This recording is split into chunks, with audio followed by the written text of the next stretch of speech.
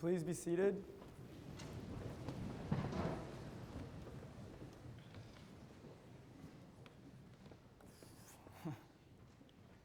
Can you guys remember your first day at Appleby? The first time you sat in this chapel? The day it all began? Day one of your Appleby journey. I remember it well. I was in middle one, or grade 7, and I was sitting right over here. You guys just scooch over for me? That'd be awesome. Okay. All right, yeah. Right here. Waiting to receive my school tie. Top button done up, no tie. Looking like a bit of a geek.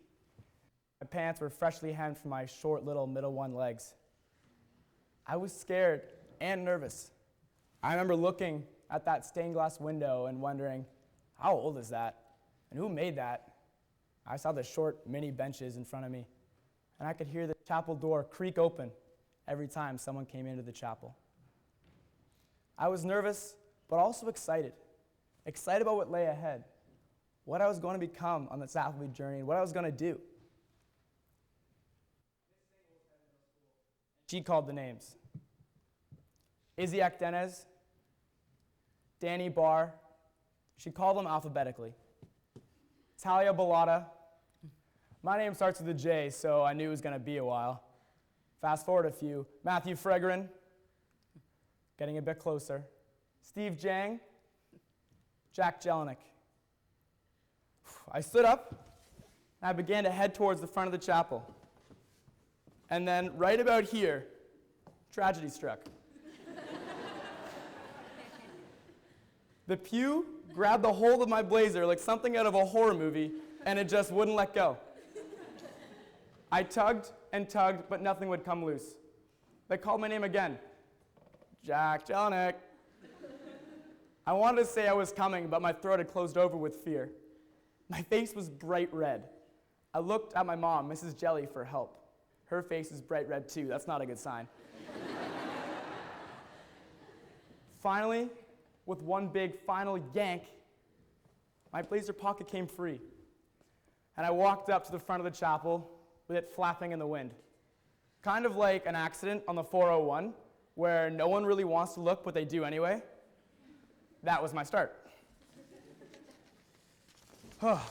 So, I want to talk about the Appleby journey, especially as we are getting closer and closer to the end. It's not over yet, and many of us still have time to make sure it ends on a high note and provides each of us many positive memories for the rest of our lives. My Appleby journey hit a speed bump before it even started, and this was not how I wanted to start my life here. But guess what? Every journey has some speed bumps and rarely goes exactly as planned. We have to make the most of it. And the Appleby journey is full of opportunities. Opportunities that will definitely overshadow the occasional ripped blazer pocket. As we start this school year, I have a challenge for all of us. Get busy. I want us to make the most of the opportunities presented to us along this Appleby journey. Some of you have 2 years left, and some of us, guys, we're in our final year. The journey is almost over. We don't want to look back wishing we had done more in our time here. Try out for that team, sign up for that club, audition for the play, and get busy. My dad has a favorite poem. It is framed at his office above his desk, and he quotes it a lot. Yeah, and I mean a lot. It is titled If, and is written by Rudyard Kipling. I love this line in particular. Fill every minute with 60 seconds worth of distance run. This is what I'm asking each and every one of you to do this school year. Fill every minute with 60 seconds worth of distance run. In other words, don't waste your time. Get busy. I don't know if you've met my dad, but he likes to talk. A lot. He likes to tell stories too. And he told us a story growing up that I never forgot, partly because he tells it to Will, Josie, and me every few months, but also because it is powerful. In fact, it was the subject matter of his chapel speech about 100 years ago. He was in grade 9 and going to Appleby. His stepdad at the time was Ned Larson, who had been the headmaster at Appleby and was a real jock. But Ned was now fighting a losing battle with a brain tumor and was confined to a hospital bed. My dad and his best friend, Matt Gallagher, went to visit Ned one day. They asked Ned, as he was lying in bed with a bandage around his head, to settle an argument. They couldn't decide what to do that day: play tennis, go for a run, or play soccer at the park. Ned lifted his bandaged head, didn't even skip a beat, and he said, "Look at me. Do them all. I wish I could." Do them all. In other words, get busy. Fill every minute. Take advantage of the many opportunities this great school offers us. Make the most of your Appleby journey. We still have time to try new things, to push our comfort zones. Duke of Ed, Tomogamy, service trips, Speak Mentor. Go try it and try it all. Last fall, I was driving to school with my mom, Mrs. Jelly, my sister Josie, and my brother Will.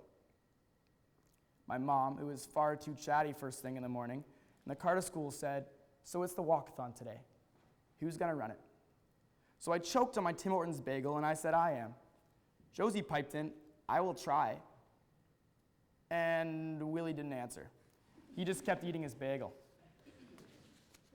My mom just floated something out there. She said, "Well, you have to do it anyway.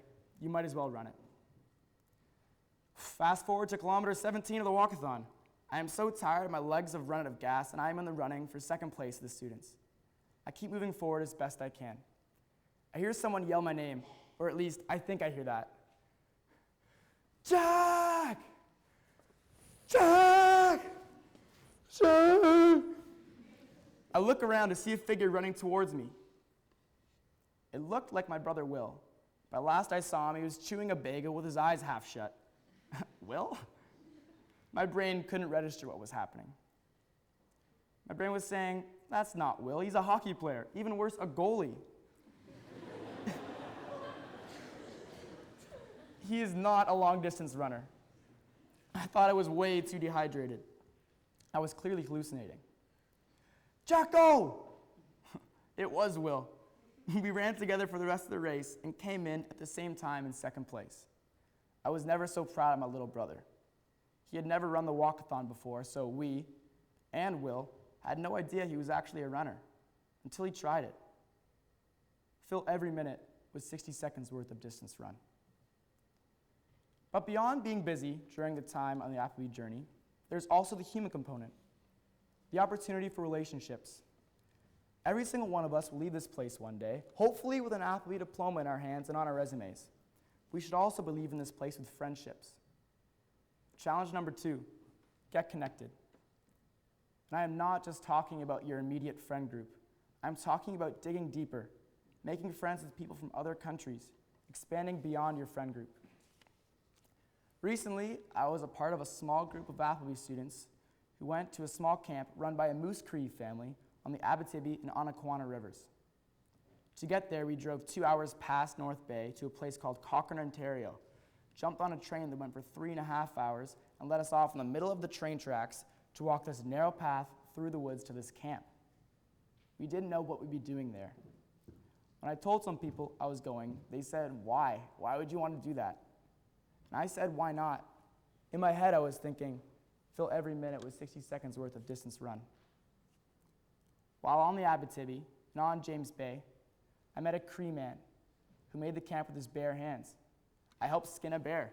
In fact, I cut off one of his claws that now hangs on a necklace that I've worn ever since. I hit a golf ball across the Abitibi River with a wooden driver and a used bullet casing as my tee. But that wasn't the best part. I got to know Sarah Gamel, Ebony Branch, Caleb Emerson, Dr. Palmer, and Mr. Bryce. I knew none of these students really well, maybe Caleb, but that was it. I did not know the teachers. I learned how cool Mr. Bryce is and how he can play the guitar. I was impressed with how smart and driven Dr. Palmer is. Caleb, Ebony, and Sarah were examples of people who filled every minute with 60 seconds worth of distance run. They are talented singers, guitar players, instructors, and they tell great jokes. I developed some solid friendships while on that trip with students and teachers alike. We've all heard the expression, "It's not what you know, it's who you know." Guess what? Appleby provides us with both. Our time in the classroom covers the what we know. The rest of our time outside the classroom will determine the who we know. But it's up to us to seek out those relationships, to work at them, to ensure that they will last longer than our time together at Appleby. Get connected. It doesn't take much. We just need to say hi to each other, to introduce ourselves to those we don't already know, classmates, teammates, deckmates. Ask questions, offer support, and most importantly, be there for one another. It all starts with simply saying hi, something we can do and something we should do every day, all year long. So I'm going to start off. Hey guys, I'm Jack. Hope you guys are all doing great. Hey, I'm Jack. Hi guys, I'm Jack. Bonjour, hola, guten tag, privet, dobry den, ni hao, konnichiwa. So I started. Pretty easy, not that hard. I want you to take a minute and say hi to someone you don't know, or someone you don't know very well. Go for it. Right now, go say hi.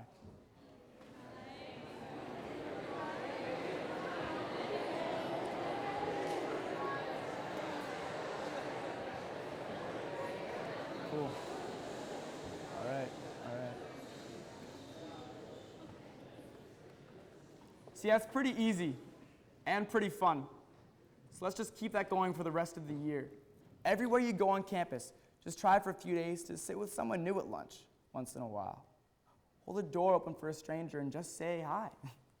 Or if a stranger is holding a door open for you, introduce yourself. We're all on this Appleby journey together. We should share it with each other. There was a pretty decent Hollywood movie out last year called The Good Lie, and it starred Reese Witherspoon. It was about the lost boys of Sudan and the story of their journey, which is so very different from ours. But the movie ended with a dark screen and then a simple and powerful quote that relates to their journey, but also to our Appleby journey. It's an African proverb. If you want to go fast, go alone. But if you want to go far, go together. We should all travel on this Appleby journey together. All right, so 2 challenges for this coming year. Number 1, get busy. Fill every minute with 60 seconds worth of distance run. Make the most of the many opportunities available to us as Appleby students. And number 2, get connected.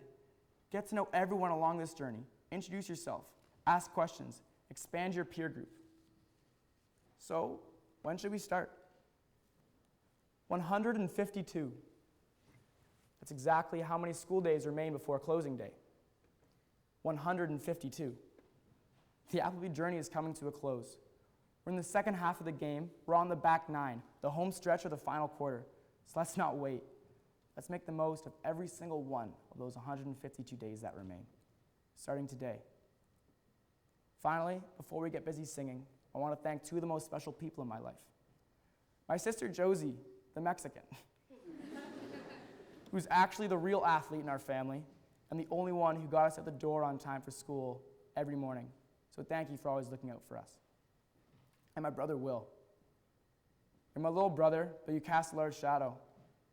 You've always looked out for me, always protected me, and we have each other's backs. You're the bravest kid I know, and not many big brothers look up to their younger brother. You're my hero. Finally, I want to thank each and all of you for allowing me to serve as your head prefect this year. It is a responsibility I do not take lightly, and I promise I will do what I can to ensure that we all have a great journey this year together. I love this place, and I love all you guys, so thank you. Can we all stand and sing hymn 656?